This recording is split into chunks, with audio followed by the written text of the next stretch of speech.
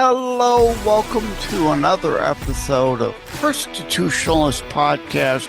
I am your host, Joseph M. Leonard. That's L-E-N-A-R-D. It looks French. It's not. It's Leonard without an O. Thank you for tuning in. As Graham Norton used to say on his show, let's get on with the show! Hello, everyone. This is going to be a quick cheat intro segment. I'm going to be lazy. I've got so many guest recordings built up. I'm going to get lazy and cheat on some Saturdays. I don't have to dream up a monologue topic this way. And I'm also not going to say what guest will be appearing because I'm going to be lazy and cheat and use this same intro several Saturdays to intro a guest show. So as Graham Norton used to say, let's get on with the show. Surprise interview. Hello, everyone. Welcome to another Constitutionalist Politics. And joining me today will be Tony L. I'll be asking him, of course, what it feels like to be part of the alphabet and how MNNOP are doing. Just a joke. It's spelled E-L, okay? And, of course, in post, I'll put that at the bottom of the screen for those viewing behind the scenes. But Tony, I saw his online write-up, and he brought up why. Again, not the letter Y. We're not talking English alphabet, but W-H-Y. And my response to him was, but the whole slate of journalism tenets, I'm reading from my notes, who, what, where, when, why, and how are all out the window these days for preferred narrative propaganda rather than journalistic integrity. But before we get to that, welcome to the show, Tony. How you doing? I'm blessed and highly favored. Thanks for having me on, Joseph. Glad to have you. Glad to have you. And like I always say, could be better, could be worse, right? So before we get into why you're all about the why, pun intended, where were you born and raised? Where are you now? Some significant places you've been to in between, that sort of stuff. Sure.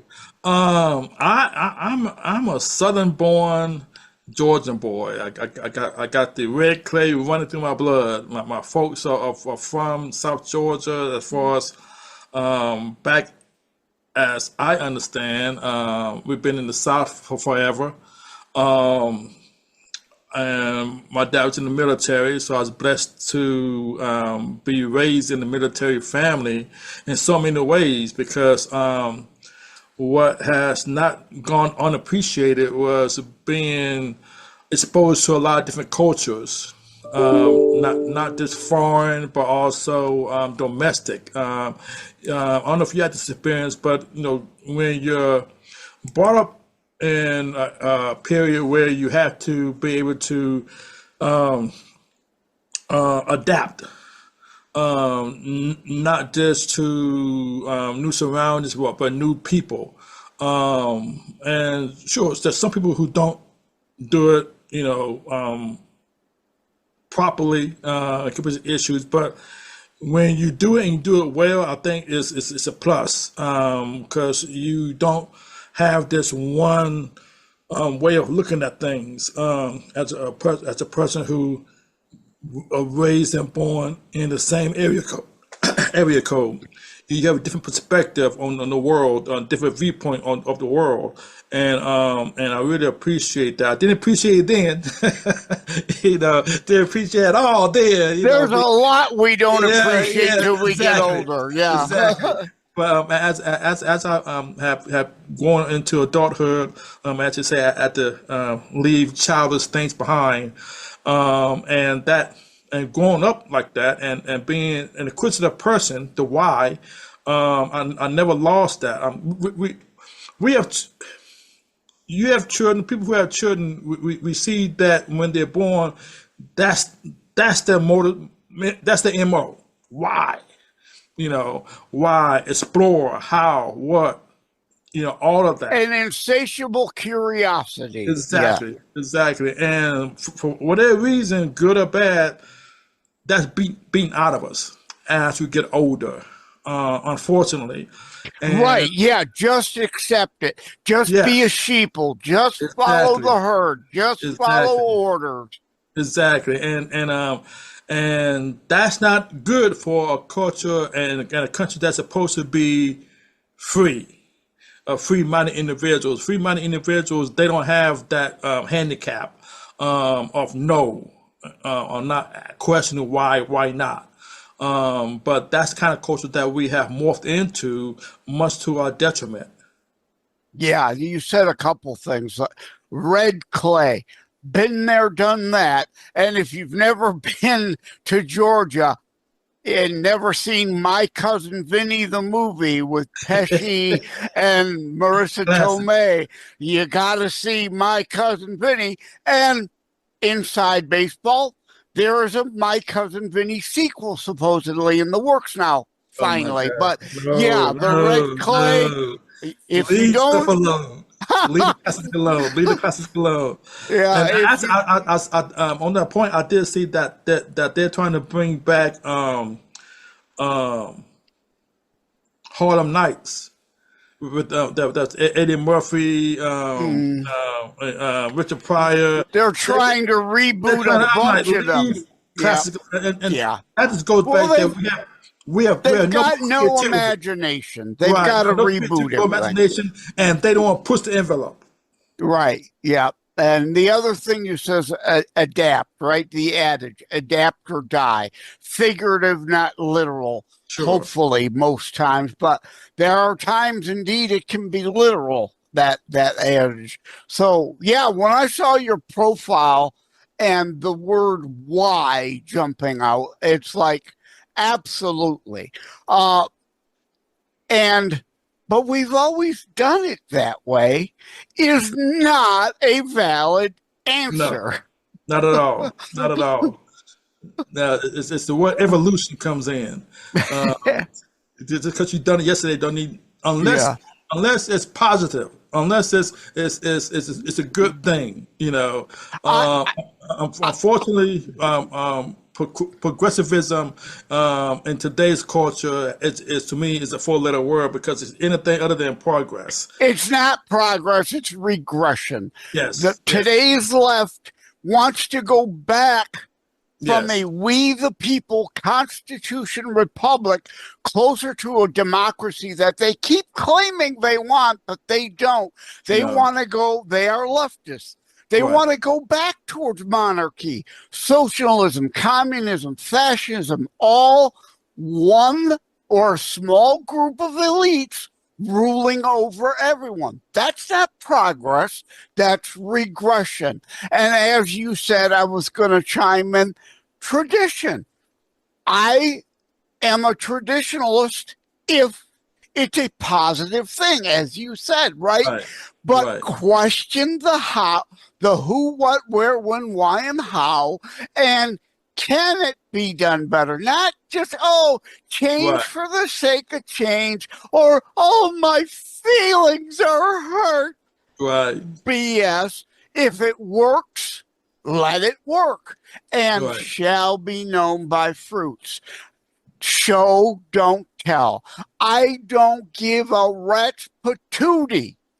The promises spewing from your mouth, like the Inflation Reduction Act, which Mm, was the inflation production money laundering scheme right, to their families, friends, and donors, and inflation ran out of control.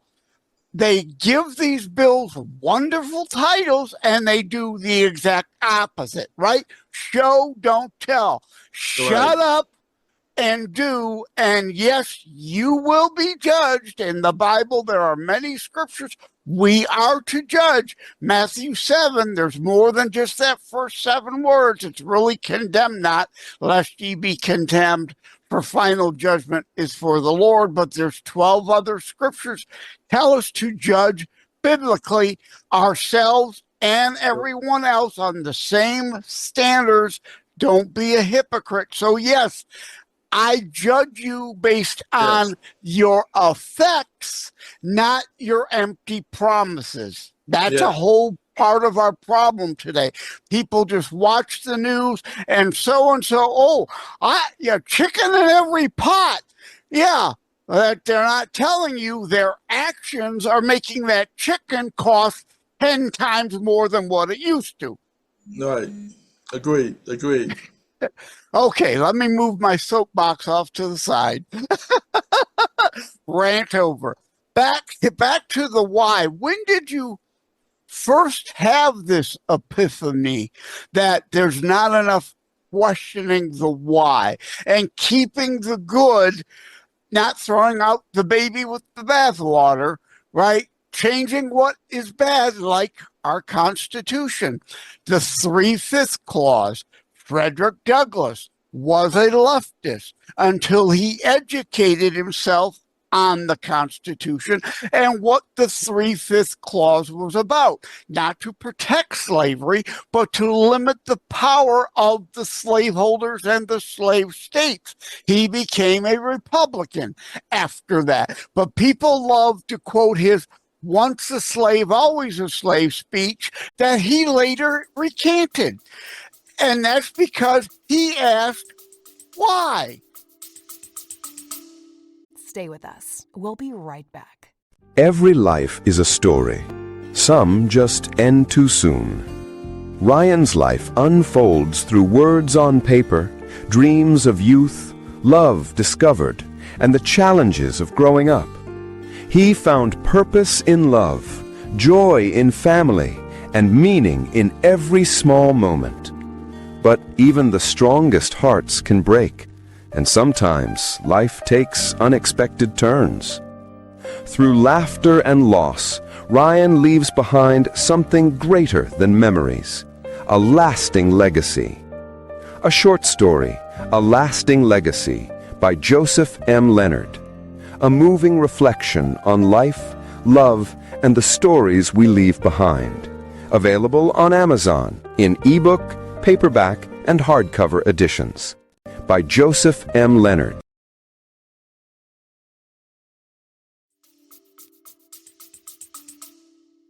Well, first of all, let me make a slight correction. Frederick Douglass was not a leftist in today's sense. Oh, no, right. Thank you for the correction. Yeah. Not a leftist. I mean, For that time. Yeah, he was a Democrat. Well, I mean, well, again, I mean, there was no such thing as Democrat back then either, at the time. So he didn't know. Federalist. He didn't know what he didn't know. So he didn't know what he didn't know, and when he did learn, he couldn't unlearn, and so that's what I want to put for Frederick Douglass. Yeah, but the slave mentality was continued. Slaveholders didn't want the slaves to be educated. And same post-slavery, they wanted, like today, our education system, remove civics, remove history, keep the people dumb, and they're easily fooled. Sure. I mean, again, the product is the same, but how the ingredients were mixed are totally different. Back then, everything's based on economics, first of all. And when you ask how that I developed or didn't relinquish my propensity to be questionable, to be curious, always had this curiosity, and all stood from being able to see how the culture was in a military community where everybody mixed. I did most of my growing up outside of the South, and I came on into the South, during the summer, and I spent most of my time with my grandparents on a farm, but I was never in the communities until 1976, when my dad moved back down to Columbus, Georgia. Then we was in the South. That's when I was like, oh, Yeah, it's a different era. yeah, I didn't know there was a Columbus, Georgia. I never saw that when I was in the state of Georgia. There's a Okay. Columbus, Ohio, Right, up right. closer The to me. famous one, the That's famous one. Yeah, the the famous more one. famous Columbus. Right. Yes. So My, you did the whole old McDonald thing on the farm for a while, yeah. Well, during the summertime. But when I got exposed to the South and all of the don't do's, can't do's, should not do's, I was like, what the hell? And so that's a curiosity, because I'm like, okay, from what I understand, I mean, as far as trying to date women, just whatever, there was just a group of women that I shouldn't approach all of a sudden. Caucasian women. And I was like, okay, but how does this make sense when it seems to be okay when they are able to go with boys from the cultures that we went to war with, Asian, Mexican, sister, whatever, but I'm off limits? Nah, that don't make any sense to me. Somebody got to explain that to me. And that just evolved more and more and more. Why are we separated? The two most powerful groups in our community, the Negro community and the Caucasian community, are supposed to be, for whatever reason, at odds. And nobody could really intellectually explain that to me. And it wasn't until Roots hit the airways that people just lost their mind. And now, that to me I'm a was slave now. Yeah, you know, and that's my heritage, slavery. Yeah. And Grandpa, you missed that part. when did this happen? And from that point on, we were in this two camps, you know, and I never experienced anything culturally like that before in my life. And that changed our culture, our way of speaking, our way of interacting, to me, to where we are now, where the BLM, all this other nonsense has to take root. But before that, was it perfect? No, but it wasn't like, you know, reparations and, they killed Lincoln, the guy who was actually going to give reparation. 40 acres and a mule, people. Again, you remember that? It never made sense to me, and that morphed, and that the snowball effect. The more and more I dug, and the more I looked at law and how that's applied to our culture, and looked at the success that blacks have had in this country, where you go back to the Revolutionary War and before then, look at our culture. And I often write, and I'm looking at a podcast right now that I get ready to do, the absurdity that our history begins in 1965 to so many people is so repugnant to me. You know, it's just like, and then I hear this regurgitation of that we were slaves for 400 years. I'm like, wait, the country's not even 300 years old. So somehow the math don't really work to me. Somebody got to explain that to me. How does that work? There were many. How does that work? Yeah, David Barton, great historian, works with Glenn Beck. He does a great job. He got me on this. I've been to several David Barton speeches. There's this episode about black patriots. I'm like, absolutely. A lot of free blacks fought for our nation at its creation, for the hope of freedom and individualism. Freedom for all, biblical community. Martin Luther King Jr., this leftist, cultural, Marxist, racist garbage. You and I are of the same race. We have different skin tones. We may have different subcultures. We are of the same race, not a different race. Martin Luther King Jr., content of character. A whole lot of white people I know I wouldn't associate with has nothing to do with skin tone. Right. Same here, and that's really has fueled my wanting to go down this rabbit hole more and more and more, because it's just so much that is being lied about, and it all seems to be part of this grand scheme to keep us separated. And but the cultural Marxist divide and conquer identity politics. I look at this, and I look at, see, when the Europeans came over, they too wanted to separate themselves, like they think to distinguish themselves between, the elite to the paupers. So they had to create this other set of white people. We couldn't all be Europeans or whatever. So now you are white people, and I'm the non-white. I'm Caucasian. So you're white people, or what my grandparents used to call, you're the crackers. Which you don't hear that often. That they get a connotation, but that's still where we look at the separation of our classes, where there's an elite class of blacks here, and there's an elite class of whites here. But they want to keep those who are not elites fighting amongst themselves so they could keep growing their wealth. But we on the lower end keep falling for this okie doke and not understanding that there is a reason why they don't want us to get along. And all economics. Yeah.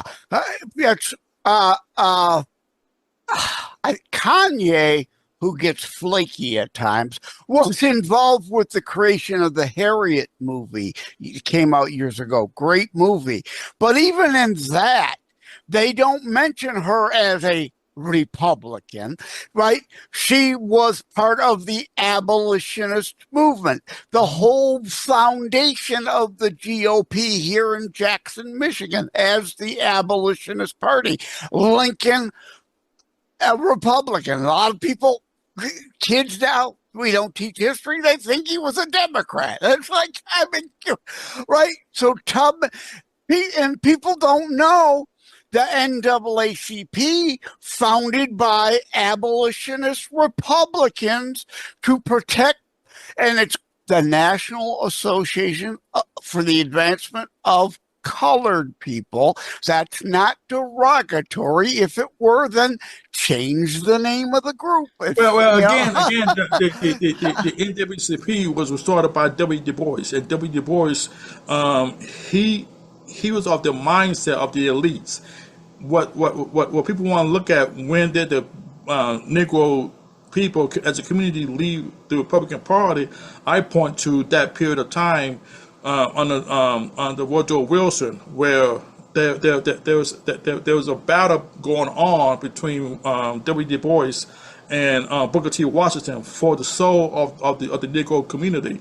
Booker T. Washington, he was definitely a person who looked at having something to come to the table with, having your own, being one who had money, one not necessarily wealthy, but had control of your own means. Being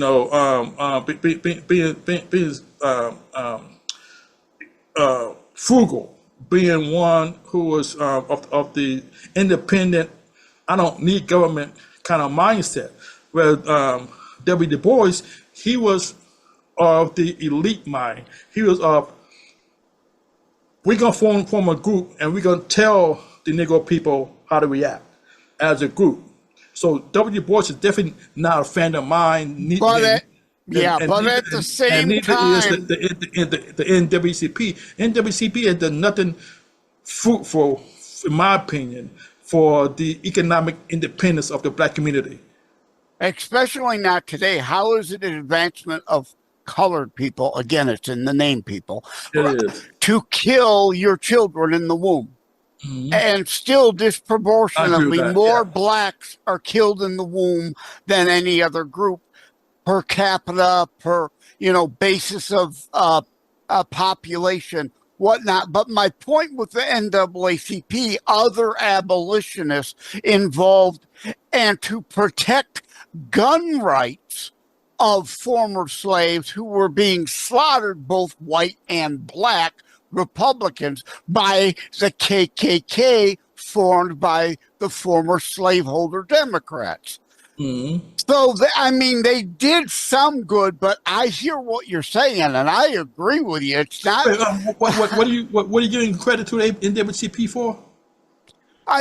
For some help early on, For helping to at least want to, but again, actions, right? Being part of protecting gun rights for blacks to be able to defend themselves against the KKK. The Jim Crow laws, the gun laws, all come from the left, and mainly why? To disarm black people. Okay. All right. Okay. Yeah. Right? But again, we don't teach history, so people don't know any of that. Well, I think when you got to look at the education system, you got to look at one. As I did in a recent podcast, the education system was never designed meant to be under the auspices of the federal government. That's why Correct. It's not missing the Constitution.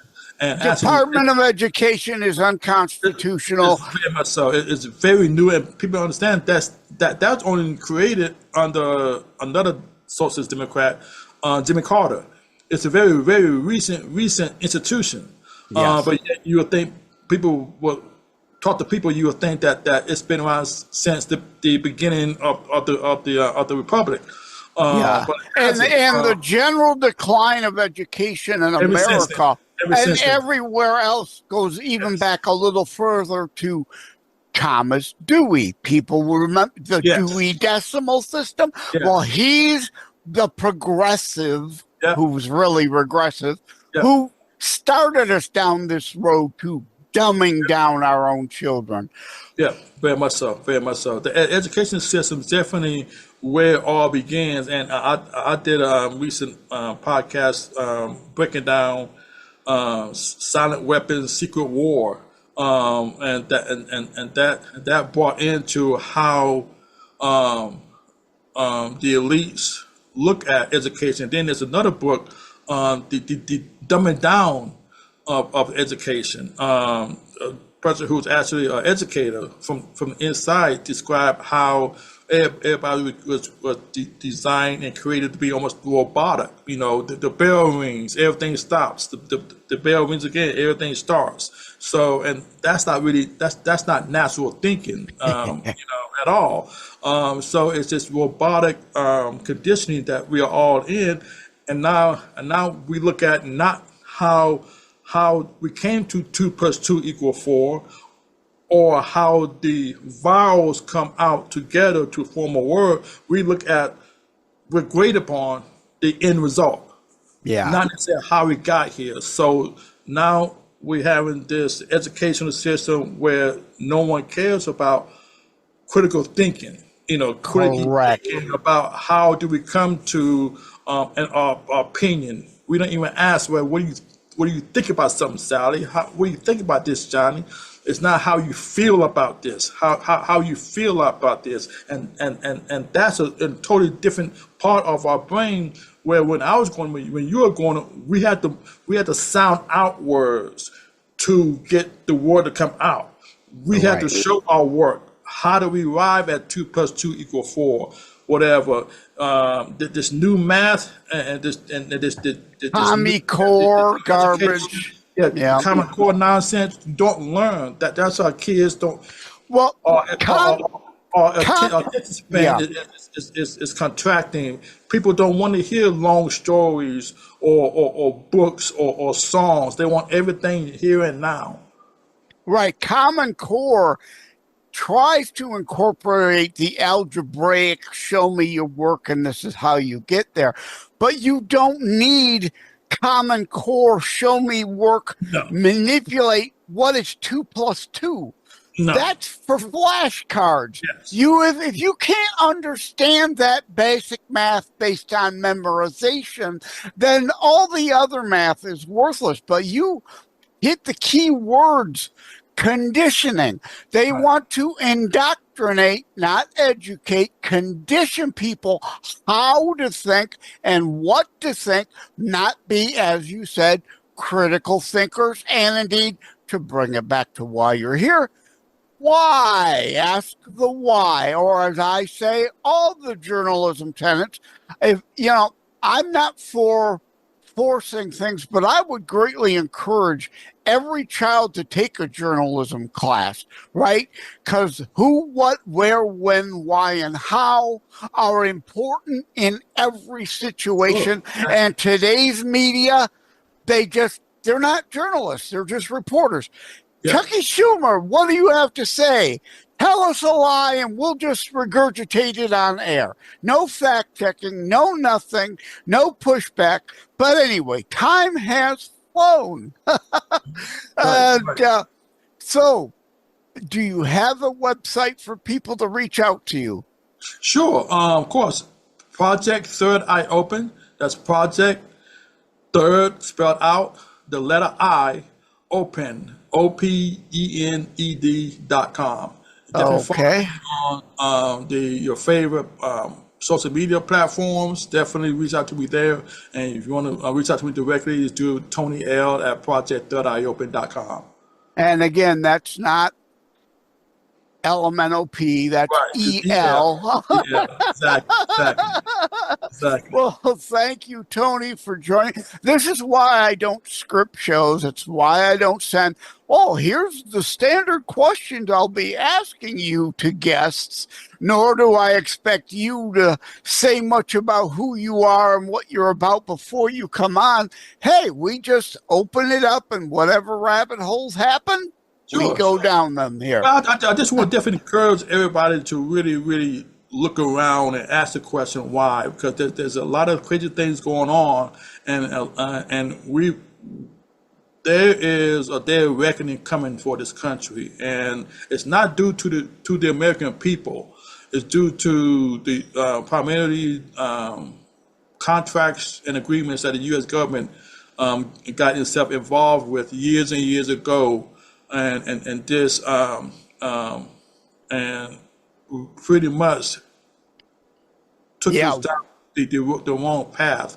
But the ignorance of the American people, not necessarily to blame the people themselves, but it is what it is. I mean, we are all ignorant of things we've yet to research ourselves. But when you look at which is different than stupid, which is not wanting to learn. Ignorance is a lack of knowledge. Stupidity to me is the person who just refuse to learn. So, but we have been created to be ignorant, because if you look at people look at the American people who grew up during your time, Joseph, it's not the same creature. At all, and that's deliberate. And if we look around and we individually question, because progress is supposed to be where we always add it on to the generation that this came before us, we're regressing. So, but if we all stop and think, how can this be? And once you start asking the question why and question how, we will have to put for some effort and some energies to come to an answer and maybe a response to do something about it for ourselves. Stay with us. We'll be right back. Joseph M. Leonard, host of Christitutionals, taking a brief moment to thank myarchic.com. Together we share the Christian and family value of honoring family. myarchic.com helps you do that. Preserving family memories online also therefore can be shared online. Think of myarchic like a Noah's Ark for images, audio, video, preserving, honoring your family. Thank you again to the folks over at myarkit.com. Yep. Yeah. The question why, as in motivation, matters, right? Why am I doing the show? My motivation matters because I'm a Christian and I care about others. I care about truth and reality. Right. Others are lying to you. Why? Because it's about power and control for them, not caring about you. It's more money, more power for them, the ruling elites, as you use the word. I mean, people will say that, and they will say that as a derogatory thing. We all want to be rich and wealthy. If we can, yeah. Would like to be maybe within their boardrooms when they're having discussions such as this. But in the manner that they're going about destroying this country, I can't speak for anybody else, but this country, I think, is what brings my ire up, because our country was designed for free people, free thinking people of all different colors and backgrounds. But the fact that we have been dumbed down, that we are working against our best interests, working against our own country, that's where we also be as free thinking individuals. Once you ask that question, why, I guess my people who do not want to do that, because now once you ask that question, now you got to do something about it. Free people and free thinkers, as well as religious people. John Adams said our Constitution is for a religious, moral people. It is wholly inadequate for any other. Our Judeo-Christian ethics foundations of this nation, one of the reasons why I teach and preach from this pulpit, so to speak. But not just ethics, but also the morality base as well. The moral education that comes from the Bible, which is why the Constitution was definitely founded on the Bible, the Judeo-Christian Bible. Yeah. Yeah. Okay. We could go for hours, like I could with most guests. So, but indeed, to wrap it up, Tony L. E.L., project3rdeyeopen.com, and the I is not I as an eyeball. It's in the letter I in that case. With all the alphabet jokes I've done, this time it really is a letter. Very well so. All right. Thank you, Tony. Thank you, Joseph. Take care. God bless. Thank you. Whoa, wait. Don't go away yet. Couple thoughts I wanted to add on. Don't want to push this episode too much longer, though. Point I was partially trying to make regarding NAACP has to do with all kinds of organizations, is what I mean to say, right? No matter what they are, when they are formed, you sometimes have people with competing personal sub-agendas and motives, right? As a organization grows, you have more people come in, sometimes with their own personal sub-agenda, their own motives, may not necessarily be looking to join and grab the rope in the tug of war of issues and pull in the same direction. There are competing issues. So there are good people and bad people in every organization, right? Take, for example, the ACLU. When I was running for office in the 90s, you can still see the archived campaign website of mine. I can't change it now because it's in archives, but it says an association with the ACLU. I sure wouldn't be saying that today. ACLU is nothing but an arm of the DNC today. There were good and bad in the ACLU then. It's all bad, in my opinion, now. if I were running for office now, which I'm not going to be, my campaign site would say ACLJ, not ACLU, right? Same Southern Poverty Law Center, right? I don't know. In my opinion, I've only known them as negative leftist arm of the DNC, like the ACLU is now.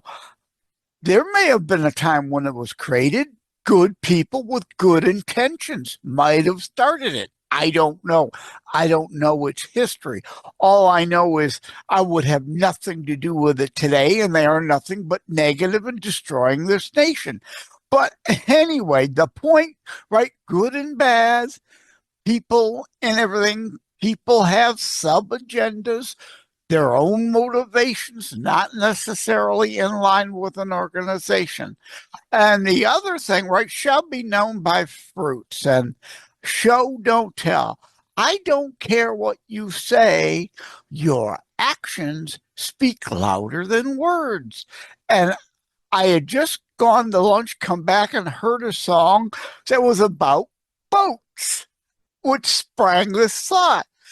Did Al Gore, Bernie Sanders, and Al Gore, Barack Obama, and others buying boats to rise with all those waters they say are going to overflow and overrun all our coastal lands? Florida was supposed to be entirely underwater by now. Did they buy boats so that they can rise with the waters they claim is going to flood us all under? No, they bought beachfront houses. Yeah, they're hypocrites. They're liars. They want you to give them money for their schemes, their cons, but they buy beachfront property, showing they don't believe what they say. Otherwise, as I'm saying, they'd be buying boats. So, and they're not their primary properties, of course, right? Their second, their third, their fourth mansions on the beach. At any rate, that's all. Thank you all. Take care. God bless. Love you all. Like and subscribe to Constitutionalist Politics Podcast and share episodes. We need your help.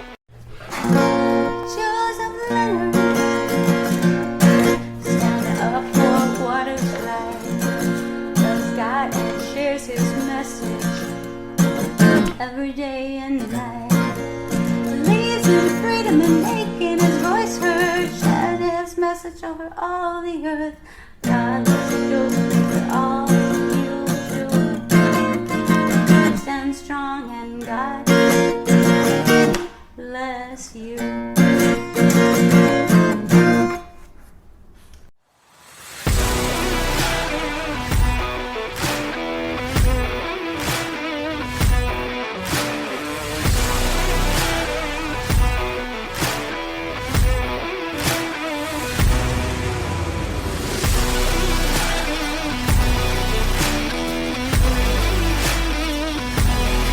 Thank you for having tuned into another Constitutionalist podcast show. I really appreciate that you stopped by. Again, please like, share, subscribe. We need you to help spread the Constitutionalist movement. Thank you again. Take care. God bless. Love you all.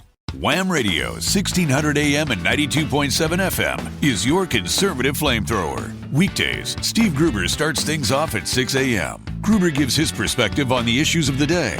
At 9 a.m., Glenn Beck blazes the airwaves with his nationally syndicated program. From noon to 3, it's Dennis Prager. At 3 o'clock, it's Wham's own Thayrone X. On the Edge, Thayrone tells it exactly as he sees it. At 6, it's The Dana Show, your conservative alternative. At 8, don't miss Joe Pags. Weekends are filled with conservative talk as well. Fingers Malloy, Thomas LeDuc, The Abolitionists Roundtable, A Moment of Clarity with Pastor Rick, Your American Heritage with Ed Bondarenka, Dave Janda's Operation Freedom, and Dick Kupke's Trigger Talk. You can even get links to Wham podcasts from Dave, Dick, and of course Thayrone, all from their pages on our website, whamradio.com. Keep it locked on Wham Radio, 1600 AM and 92.7 FM in southeastern Michigan, and whamradio.com anywhere in the world.